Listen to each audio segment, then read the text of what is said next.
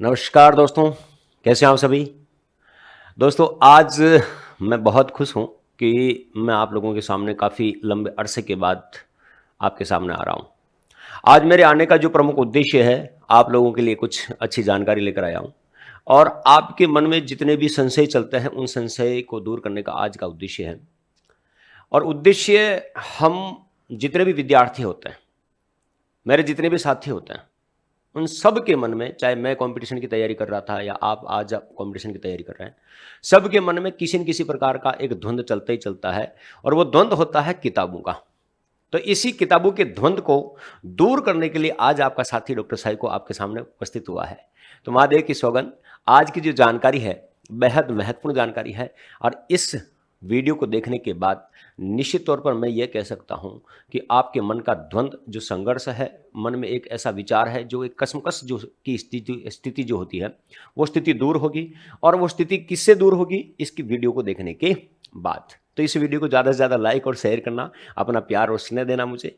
दोस्तों, स्थिति जो है मैं उससे स्पष्ट कर देता हूँ कि जितने भी, चाहे फर्स्ट ग्रेड के विद्यार्थी हो, चाहे सेकंड ग्रेड के विद्यार्थी हो, चाहे रीट प्री के विद्यार्थी हो, चाहे पात्रता परीक्षा वाले जो हो या रीट मेंस वाले विद्यार्थी हो, हर विद्यार्थी के मन में एक धुंध रहता है कि हम मनोविज्ञान की कौन सी किताब पढ़ें।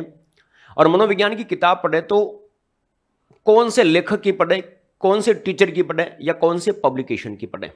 आज इसी बात को लेकर मैं आप लोगों के सामने आया हूं और इस बात को मैं यहां पर प्रूव कर दूंगा कि हमें किस दिशा में जाना होता है, किस लेखक की किताब पढ़नी चाहिए या कौन से पब्लिकेशन की किताब अच्छी होती है। मनोविज्ञान से रिलेटेड बात कर रहा हूं और अगर कभी मौका मिला तो मैं अन्य सब्जेक्ट के ऊपर भी चर्चा करूंगा। देखो, भले मुझे सब्जेक्ट का नॉलेज नहीं होगा, दूसरे सब्जेक्ट का मुझे नॉलेज नहीं होगा, लेकिन मैं ये तो कह सकता हूं कि पैटर्न क्या होता है और लेवल क्या होता है बुक्स का। क्योंकि मैंने भी काफ़ी लंबा अरसा इस कंपटीशन के मार्केट में गुजारा है, अच्छा खासा अनुभव है, तो इस अनुभव को मैं आप लोगों के साथ साझा करूंगा।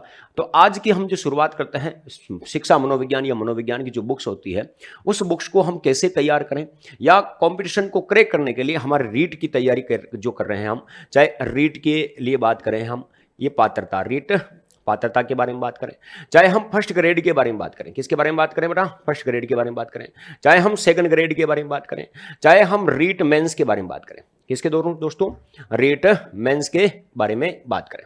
अब रीट मेंस हो या सेकंड ग्रेड हो या फर्स्ट ग्रेड हो या रीट पात्रता हो या आपकी सी टेट हो, कौन सी दोस्तों, सी टेट हो या DSSB पैटर्न के ऊपर किसी भी प्रकार का कोई भी एग्जाम हो, मतलब बाल विकास से संबंधित, किससे दोस्तों, बाल विकास से संबंधित, किससे, बाल विकास से संबंधित या चाइल्ड डेवलपमेंट को हो, चाहे शिक्षा शास्त्र से संबंधित किसी भी प्रकार का कोई भी अगर एग्जाम आयोजित होता है, उस एग्जाम के अंतर्गत हमें कैसी कैसी किताबों का सहारा लेना चाहिए जिससे हम एक बार में मनोविज्ञान के इस भवसागर को पार कर सकें। तो दोस्तों, चर्चा करते हैं आज के लिए, और आपका जो हेड है वो आपको इस टारगेट के ऊपर करना है कि फर्स्ट ग्रेड, सेकंड ग्रेड और थर्ड ग्रेड में हम मनोविज्ञान के प्रश्नों को हम कैसे आसानी से हल कर सकते हैं, जिसमें ऑथेंटिक जानकारी हो। ऐसी कौन सी किताब पढ़ें और पढ़ने का तरीका क्या। तो दोस्तों, आज की इस बात को मैं आपके सामने प्रेजेंट कर रहा हूं। दोस्तों देखें, शिक्षा मनोविज्ञान, आपका जो पार्ट है शिक्षा मनोविज्ञान, जैसे हम शिक्षा शास्त्र और बाल विकास से रिलेटेड करके देखते हैं, ठीक है। शिक्षा मनोविज्ञान मतलब शिक्षा शास्त्र और बाल मनोविज्ञान या बाल विकास से संबंधित रिलेटेड करके देखते हैं। अब दोस्तों, इससे संबंधित हम जो बुक्स के बारे में अगर हम बात करते हैं तो बुक्स का क्राइटेरिया मार्केट में कई प्रकार का, ठीक है। मार्केट के अंतर्गत भरमार है किताबों की, केवल पढ़ने वालों की जरूरत है। और दोस्तों, जब हम कोई अच्छी किताब को सेलेक्ट कर लेते हैं तो समझ लेना, कहा गया है कि एक अच्छी किताब 1000 मित्रों से बेहतर है। किताबें बोलती नहीं है लेकिन कहती सब कुछ है। तो हमें अच्छी किताबों की बात सुननी है, जो वो कह रही है उसको समझना है। हजारों दोस्त हमें नहीं चाहिए, हमें एक ऐसी किताब चाहिए जो हमें हमारे उद्देश्य की पूर्ति करने में सहायता करे, क्योंकि मित्र वही होता है जो आपका हर समय हर सब परिस्थिति में आपका साथ दे। ठीक इसी प्रकार एक किताब जो होती है, एक अच्छी बुक जो होती है, वो हर परिस्थिति हर समय में आपका क्या देगी, साथ देगी। आज की जो हमारा जो परंपरा है, आज का जो हमारा कथन है, शिक्षा मनोविज्ञान और बाल विकास की जो किताबें पढ़े, और हमारा जो उद्देश्य क्या है, रीट के अंतर्गत हम कैसे सिलेक्शन ले, रीट मेंस में हम कैसे सिलेक्शन ले, या सेकंड ग्रेड के अंतर्गत हम कौन सी किताब पढ़ें, या फर्स्ट ग्रेड के अंतर्गत हम कौन सी किताब पढ़ें, तो इन चीजों के ऊपर आज हम बात करने वाले। तो दोस्तों, आज की जो बुक्स का जो क्राइटेरिया मैं आप लोगों के सामने बता रहा हूं, 2 प्रकार की किताबें आती हैं। किताबें कितनी प्रकार की? 2 किताबें हम यहां पर देखने वाले हैं। 2 किताबों का मतलब होता है कि एक तो होती थ्योरेटिकल और एक होती ऑब्जेक्टिव। तो सबसे पहले हम थ्योरी वाली किताबों के ऊपर बात करते हैं कि हमें कौन कौन सी थ्योरी वाली किताबें पढ़ने की जरूरत होती है। देखिए दोस्तों, थ्योरी वाली किताब मनोविज्ञान की हमें तब पढ़नी चाहिए जब हम किसी भी प्रकार के कंसेप्ट को क्लियर करना चाहते हैं। हमें बेसिक अगर नॉलेज नहीं है तो बेसिक नॉलेज को कंप्लीट करने के लिए हमें थ्योरी वाली किताब की बहुत ज्यादा आवश्यकता होती है। अब ऐसा नहीं है कि मार्केट के अंतर्गत कोई बहुत ही बढ़िया किताब मिलती है, बहुत ही बेस्ट बुक है, और बहुत ही बेस्ट बुक है लेकिन उसकी भाषा हार्ड है। तो इसका भी एक लेवल होता है। जैसे आप थ्योरी को पूरा करने के लिए सबसे पहले आप क्या करते हैं, कोचिंग करते हैं। कोचिंग के अंतर्गत जो टीचर है उसके जो नोट्स आप बनाते हो, क्या बनाते हो दोस्तों, उसके जो नोट्स बनाते हो, उसके नोट्स के माध्यम से भी आप अपने बेसिक स्ट्रक्चर को मजबूत कर सकते हो। जब आप कोचिंग के नोट्स या किसी भी टीचर के नोट्स के माध्यम से आप अपने बेसिक स्ट्रक्चर को पूरा कर लेते हो तो आपको थ्योरी पढ़ने में बहुत ज्यादा आसानी हो जाती है। दूसरा स्टेप आता है, आप स्वयं किताबें पढ़ते हुए अपने क्या बनाओ, स्वयं के नोट्स बनाओ। अगर आप खुद भी अपने नोट्स बनाओगे तो भी आपको थ्योरी पढ़ने में बहुत ज्यादा आसानी रहेगी। और धीरे धीरे फिर आप कोई मानक पुस्तक के ऊपर जाओ। कौन सी? मानक पुस्तक के ऊपर जाओ। जब आप किसी मानक पुस्तक के ऊपर जाएंगे तो आपका कभी भी कोई भी प्रश्न आपका क्या नहीं होगा, गलत नहीं होगा। एक तो थ्योरी वाली पैटर्न पर बात करनी है। थ्योरी पढ़ने का अपना अपना एक बेस होता है। किसी भी चीज को पढ़ते समय, चाहे आप कोचिंग में पढ़ रहे हो, चाहे आप खुद के नोट्स बना रहे हो, या आप कोई मानक पुस्तक पढ़ रहे हो, याद रहे शिक्षा मनोविज्ञान या बाल विकास स्वयं की लाइफ से जुड़ा हुआ, स्वयं के जीवन से जुड़ा हुआ एक ऐसा सब्जेक्ट है जो अपने जीवन में हम क्या कर चुके हैं, हम क्या करने वाले हैं, हमारे शिक्षक हमें कैसे पढ़ा चुके हैं, हमारे शिक्षक हमें कैसे पढ़ा रहे हैं, वो सारा का सारा जो निचोड़ है इस किताब के अंतर्गत देखने को मिलता है। जब कोई विद्यार्थी शिक्षा मनोविज्ञान या बाल विकास शिक्षा शास्त्र को अपने पर्सनल लाइफ से, अपने निजी जीवन से जोड़कर, अपने जीवन में होने वाली घटनाओं से जोड़कर, या जो अपने जीवन में हम कार्य कर चुके हैं उन कार्यों से जोड़कर अगर हम किसी भी बात को समझते हैं तो यकीन मानिए आपको थ्योरी समझने में ज्यादा टाइम नहीं लगेगा और बेसिक स्ट्रक्चर पूरा होगा। अब दिमाग में आता अक्सर थ्योरी वाली किताबें मार्केट के अंतर्गत ऐसी कौन सी किताबें हैं जिसे हम पढ़ सकें, और वो मानक पुस्तक होनी चाहिए। थ्योरी में भी कौन सी पुस्तक होनी चाहिए, मानक पुस्तक होनी चाहिए। अब दोस्तों ध्यान दीजिएगा, मार्केट में 2 प्रकार की किताबें चलती है, दोनों थ्योरी में चलती है। कैसे? अब 2 प्रकार की जो किताबें हैं, वो 2 प्रकार की किताबें कौन कौन सी है, वो 2 किताबों का आप जो क्राइटेरिया देखोगे उसमें ध्यान रखना है कि एक तो किसी भी टीचर के द्वारा क्या बनाई जाती है, गाइड बनाई जाती है। क्या बनाई जाती है दोस्तों? गाइड बनाई जाती है। और एक आपके बीएड के अंतर्गत, किसमें दोस्तों? बीएड के अंतर्गत आपकी कोई मानक पुस्तक चलती हो, या किसी हिंदी साहित्य अकादमी के माध्यम से, या किसी संस्थान के माध्यम से, या किसी सरकारी संस्थान के माध्यम से कोई बुक प्रकाशित की जाती हो। तो ध्यान दीजिएगा, हमें मानक पुस्तक पढ़नी है तो मानक पुस्तक पढ़ने में भी एक चीज हमेशा ध्यान रखना कि गाइड जो होती है उस गाइड को पढ़ना चाहिए। हर विद्यार्थी को गाइड क्या करनी चाहिए, पढ़नी चाहिए।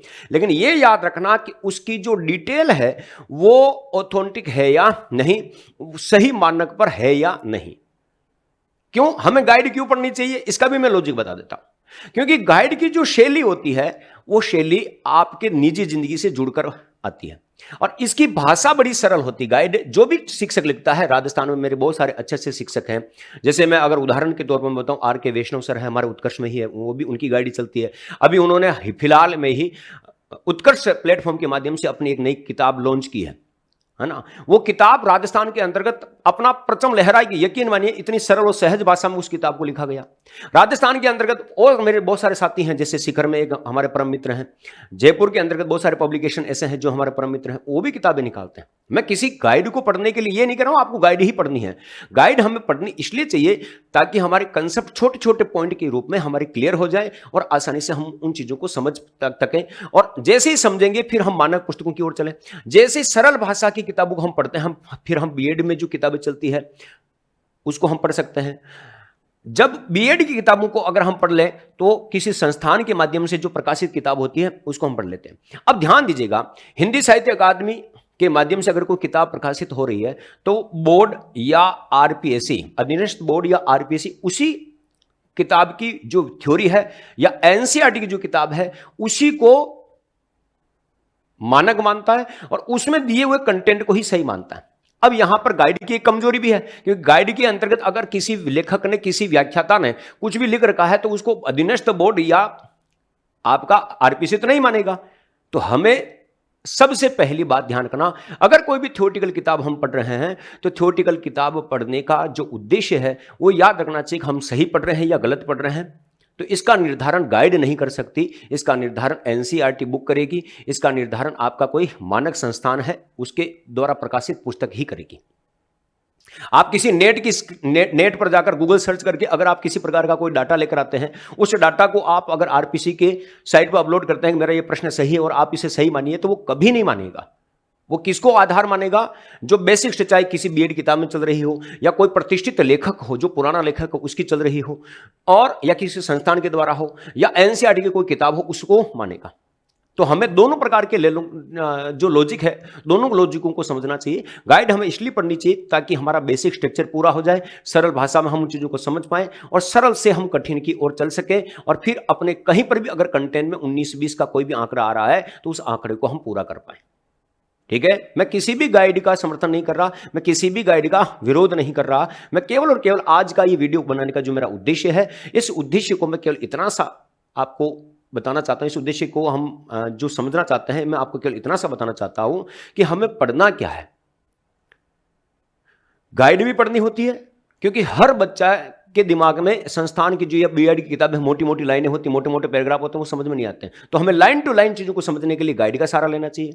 लाइन टू लाइन समझने के बाद हमें बीएड या ऑथेंटिक बुक्स होती उसकी कंटेंट को समझना चाहिए, हमारी पर्सनल लाइफ से चीजों को जोड़ना चाहिए, ताकि हम आसानी से इन चीजों को समझ सकें और हम कहीं पर भी पीछे नहीं रहे। कंप्लीट। अब दोस्तों दिमाग में आता है सर ऐसी कौन सी बुक है जिसे आरपीसी मानता है? अब जैसे मैं आपको कुछ किताबों का उदाहरण देता हूं। भारत के अंतर्गत या राजस्थान के अंतर्गत हम जैसे कुछ किताबें लेते हैं, ठीक है, मैं जो कुछ किताबों का उदाहरण दे रहा हूं, ठीक है, सबसे पहली बात जो देखिएगा, सबसे महत्वपूर्ण किताब अगर मानी जाती है, सबसे महत्वपूर्ण, मैंने आज दिन तक सबसे ज्यादा अगर प्रश्न देखे हैं, चाहे अप्लाइड हो चाहे थ्योरेटिकल हो, एक किताब है, ये डॉक्टर अरुण कुमार सिंह की किताब है। किसकी है? डॉक्टर अरुण कुमार सिंह की किताब है। तो डॉक्टर अरुण कुमार सिंह की किताब एक ऐसी बुक, ऑथेंटिक बुक है, जिसको आरपीसी भी मानती है, अधीनस्थ बोर्ड भी मानता है, और भारत के अंतर्गत जितने भी प्रश्न अगर आज आए हैं, किसी भी पीएससी एग्जाम्स में अगर आए हैं, तो इस एग्जाम्स में इस किताब से बहुत ज्यादा भर भर के प्रश्न आए। तो ये आपको देखो मोटी किताब है, पढ़नी तो पड़ेगी, लेकिन स्टेप टू स्टेप देखो, हम किसी गाइड को पढ़ते हैं, गाइड की भाषा सरल और सहज होती है, लेकिन इसकी जो भाषा है थोड़ी टेढ़ी मेढ़ी है और हमें समझने में थोड़ा टाइम लगता है। तो हमें सबसे पहले मैं आपको एक ही राय दूंगा, पहले आप किसी भी आपके मनपसंद टीचर की किसी भी प्रकार की कोई भी गाइड पढ़ सकते हो, ताकि उसके गाइड का मतलब ही आपको दिशा निर्देश मिल जाएगा कि आपको जाना किस दिशा में है। ठीक है, मैं फिर कह रहा हूं, गाइड वालों से मेरा कोई ऐसा नहीं है, मैं फिर भी कह रहा हूं कि गाइड वालों से मेरा कोई भी ऐसा इंटेंशन नहीं है कि मैं उनकी किताब के लिए विरोध में कोई बात कर रहा हूं, मैं उनके समर्थन में बात कर रहा हूं। हर विद्यार्थी को गाइड पढ़नी चाहिए, क्योंकि गाइड ही आपको सबसे पहला दिशा निर्देश देती है, और उसके दिशा निर्देश को प्राप्त करते हुए हमें कहां ऑथेंटिक बुक्स की ओर जाना है, जो आरपीसी में या किसी भी बोर्ड में मान्य वैलिड चीजें होती है। दूसरा है, हमारे राजस्थान के अंतर्गत एस मंगल किताब भी चलती है, इसको भी हमें पढ़ना चाहिए, क्योंकि इसकी भाषा और शैली भी बड़ी कठिन है, लेकिन इसमें जो आंकड़े हैं, जो तथ्य है, बड़े ऑथेंटिक तरीके से दे रखे हैं, और बोर्ड और अधीनस्थ बोर्ड इसको भी मानता है। तो थ्योरेटिकल के अंतर्गत एक जयस वालिया की आती है, कोटा ओपन विश्वविद्यालय जो हमारा है, कोटा खुला विश्वविद्यालय है, उसकी भी किताब आप पढ़ सकते हो। जम्मू कश्मीर विश्वविद्यालय की आप किताब पढ़ सकते हो। ये सारी किताबें वैलिड है और आप दरवाजा खटखटा सकते हो। अगर किसी भी प्रश्न में आपको कभी भी कोई भी दिक्कत आती है तो आप बोर्ड के सामने अपने तथ्य प्रस्तुत करते हुए आप अपनी चीज़ों को रख सकते हो कि ये चीज़ इसमें ये मानी गई है और हमारा प्रश्न सही है, आप इसे गलत नहीं मान सकते, क्योंकि बोर्ड भी बहुत सारी गलतियां करता है। तो ये सारी बातें आपको इसके अंदर ध्यान रखनी है। अब दोस्तों आता है, पहली तो बात हुई हमारी थ्योरेटिकल किताबों के ऊपर, ठीक है, किसके ऊपर बेटा? थ्योरेटिकल किताबों के ऊपर। दूसरा जो हम बात करते हैं अब आता है ऑब्जेक्टिव, वस्तुनिष्ठ किताबें। देखो, एक बात हमेशा ध्यान रखना, हमने थ्योरी कितनी पढ़ ली, ये कभी भी मायना नहीं रखेगा। अगर हमने सारी थ्योरी याद भी कर ली, हमने सारी थ्योरी समझ भी ली, लेकिन जब तक हमने वस्तुनिष्ठ प्रश्न हल नहीं किए तब तक हमें कभी पता नहीं चलेगा कि मैंने जो तैयारी की है, मेरी जो थ्योरी है वो कंप्लीट है या नहीं है। तो हमें थ्योरी पढ़ने के साथ साथ ज्यादा से ज्यादा वस्तुनिष्ठ प्रश्नों को पढ़ना चाहिए। आपको एक्सरसाइज क्या करनी चाहिए? हल करनी चाहिए। यह बात हमेशा ध्यान रख लेना कि कोई सा भी अगर विद्यार्थी, जैसे मैं आपको एग्जांपल के तौर पर अगर मैं कह दूं कि अर्जुन ने तीर चलाना सीखा लेकिन बार बार उसकी परीक्षा ली गई, अगर परीक्षा न ली जाती, अभ्यास न करवाया जाता, तो वो कभी भी बेस्ट धनुर्धर नहीं बन पाते। इसका मतलब हमने थ्योरी पढ़ ली, चाहे किसी भी प्रकार के किसी भी प्लेटफॉर्म से, किसी भी स्टडी मटेरियल से आप पढ़ो, किसी भी टीचर से पढ़ो, किसी भी गाइड को पढ़ो, किसी भी प्रकार की कोई भी ऑथेंटिक बुक्स पढ़ो, उन चीजों को पढ़ने के साथ साथ आपको अपनी प्रैक्टिस सेट के ऊपर विशेष फोकस करना पड़ेगा। ये याद रखना। राजस्थान के अंतर्गत ही नहीं, पूरे भारत के अंतर्गत मनोविज्ञान से संबंधित कई प्रकार के एग्जाम होते हैं, परीक्षाएं होती है। इन परीक्षाओं में आने वाले प्रश्नों को आप सर्च कीजिए, ऐसी बुक्स आप टटोलिए। जैसे एक किताब का नाम मैं बता देता हूं, सरोवा पब्लिकेशन में आती है, ठीक है। अब यहां पर आप गाइडों का सहारा ले सकते हो, क्योंकि यहां पर आप क्या ले सकते हो? गाइड का सहारा ले सकते हो, क्योंकि अनेक पब्लिकेशन है जो भारत के अंतर्गत आए हुए परीक्षा के प्रश्न पत्रों को लॉन्च करता है, वित्त व्याख्या लॉन्च करता है। जैसे उत्कर्ष प्लेटफॉर्म के माध्यम से पिछली बार मैंने मॉडल पेपर लॉन्च किए थे, इस बार भी हम उत्कर्ष प्लेटफॉर्म के माध्यम से, है ना, वस्तुनिष्ठ प्रश्नों की बुकलेट लॉन्च की गई थी। इस बार जितने भी टीचर्स मेरे साथी लग रहे हैं वो भी लॉन्च कर रहे हैं। जैसे सिखवाल पब्लिकेशन है, चाहे दिशा पब्लिकेशन है, चाहे सरोवा पब्लिकेशन है, या फर्स्ट रैंक है, या प्रेरणा पब्लिकेशन है, ऐसे, है ना, चाहे आरबीडी है, कई ऐसे पब्लिकेशन है जो ऑब्जेक्टिव टाइप की बुक्स को लॉन्च करता है। क्या करता है? ऑब्जेक्टिव टाइप की बुक्स को लॉन्च करता है। और ये वही प्रश्न है जो भारत के अलग अलग एग्जाम्स में आए हुए प्रश्न होते हैं। तो इन प्रश्नों को ज्यादा से ज्यादा, थ्योरी पढ़ना अलग चीज है, लेकिन अपनी, याद रखना, लेकिन अपनी कैपेसिटी का आकलन करना अलग बात है। हमने थ्योरी पढ़ी तो है, लेकिन अप्लाइड प्रश्न अलग अलग प्रकार के, अलग अलग भाषा में आते हैं। तो ये सारी बातें इसके अंतर्गत आपको ध्यान में रखनी है। तो भारत के अंतर्गत कितना भी मनोविज्ञान का क्षेत्र क्यों न फैला हो, या मनोविज्ञान से रिलेटेड कितने ही प्रश्न क्यों न आए हो, इन सारे प्रश्नों को निचोड़ के रूप में जब आप समझेंगे तो वस्तुनिष्ठ प्रश्नों के ऊपर ही आपको बात ध्यान में रखनी है। और वस्तुनिष्ठ प्रश्न जो विद्यार्थी थ्योरी पढ़ने के बाद, अगर मेरी क्लास में, मेरे कोचिंग में अगर किसी भी प्रकार का कोई भी विद्यार्थी, जैसे मैं उत्कर्ष प्लेटफॉर्म के ऊपर जितने भी विद्यार्थी मेरे से पढ़ रहे हैं, मैं उनको नोट्स में चाहे जितनी बातें लिखा दूं, सारी बातें समझा भी दूं, समझने के बाद अगर मैं उनको प्रैक्टिस सेट न करवाऊं, अभ्यास न करवाओ, तो मेरा यह पढ़ाया हुआ शून्य होगा। यह याद रखना। तो हर विद्यार्थी को, भारत का किसी भी प्रकार का विद्यार्थी हो, चाहे फर्स्ट ग्रेड का हो, चाहे सेकंड ग्रेड का हो, चाहे थर्ड ग्रेड का हो, राजस्थान में प्रिया मेंस का विद्यार्थी हो, चाहे शैक्षिक परिदृश्य के बारे में बात करें हैं, चाहे स्कूल मैनेजमेंट के बारे में बात करें, चाहे मनोविज्ञान के बारे में बात करें, हर विद्यार्थी को मेरा एक ही, है ना, कहना है, एक ही बात का कहना है कि आप सबसे पहले हर चीज के कंसेप्ट को क्लियर करें, और कंसेप्ट क्लियर करने के बाद आप एक्सरसाइज पर आ जाए कि मैंने जो सीखा है मैं उसको अप्लाइड फॉर्मेट में ला सकता हूं, नहीं ला सकता हूं, या परीक्षा में जितने प्रश्न आ चुके हैं उन प्रश्नों की भाषा शैली मुझे समझ में आ रही है, नहीं आ रही है, मैं उत्तर देने में सक्षम हूं या नहीं। बहुत सारी बार ऐसा होता है, मैं आपको आगे ले जाता हूं, बहुत सारी बार ऐसा होता है हम सीटेट का एग्जाम देते हैं, सीटेट के जितने भी प्रश्न आते हैं वो प्रश्न हमें समझ में ही नहीं आते, उसकी भाषा ही समझ में नहीं आती। भाषा समझ में हमें इसलिए नहीं आती क्योंकि हमने उसकी थ्योरी को कभी ढंग से पढ़ा ही नहीं। जब हम किसी भी प्रश्न की थ्योरी को या उसके कंसेप्ट को हम बारीकी से नहीं समझते हैं तो हमें वो प्रश्न कभी भी समझ में नहीं आएगा। मैं चैलेंजिंग के साथ में कहता हूं, याद रखना कि अगर आपका कोई प्रश्न पत्र है और आपको अगर वो प्रश्न पत्र समझ में नहीं आ रहा है, या कोई प्रश्न आपको समझ में नहीं आ रहा है, इसका मतलब आप उस थ्योरी में है ही नहीं। तो सबसे पहले किसी भी विद्यार्थी को हर चीज की, चाहे वो जीके का भी प्रश्न हो, चाहे वो मनोविज्ञान का प्रश्न हो, चाहे शैक्षिक परिदृश्य का हो, तो ये याद रखना कि थ्योरी किताबें आपको पढ़नी चाहिए, चाहे वो गाइड फॉर्मेट में पढ़ो, चाहे ऑथेंटिक बुक्स पढ़ो, थ्योरी आपको पढ़नी पड़ेगी, चाहे किसी भी टीचर के नोट्स पढ़ो। नोट्स पढ़ने के बाद आप प्रैक्टिस सेट पर आ जाओ। प्रैक्टिस सेट पर अगर आप जैसे जैसे प्रश्न पढ़ेंगे, आपके डाउट आपके सामने ऑटोमेटिक आते जाएंगे, आपका लेवल आपको पता चलता जाएगा कि हाँ, मैं इस प्रश्न को करने में सक्षम हूं या नहीं हूं। तो सबसे पहले आपका जो स्टेप शुरू होता है यहां से, सेकंड स्टेप होता है यहां पर, फिर आपको आपका स्वयं का क्या करना होता है, मूल्यांकन करना होता है कि हां, मैंने जो तैयारी की है वो एक्यूरेट फॉर्मेट में है या नहीं। तो भारत के अंतर्गत जितने भी एग्जाम्स होते हैं, याद रखना, भारत के अंतर्गत जितने भी एग्जाम्स होते हैं, इन एग्जाम्स में आने वाले प्रश्नों का जितना भी प्रश्न सेट आता है, वो प्रश्न सेट आपको अच्छे से अच्छे पढ़ना है, वो चाहे किसी भी पब्लिकेशन का हो। याद रखना, किसी भी पब्लिकेशन का हो, भारत के अंतर्गत जितने एग्जाम हैं, उन सारे एग्जाम्स में आए हुए प्रश्नों को आपको क्या करना है, हल करना है। और ये हल कब होंगे, जब आपकी थ्योरी कंप्लीट होगी।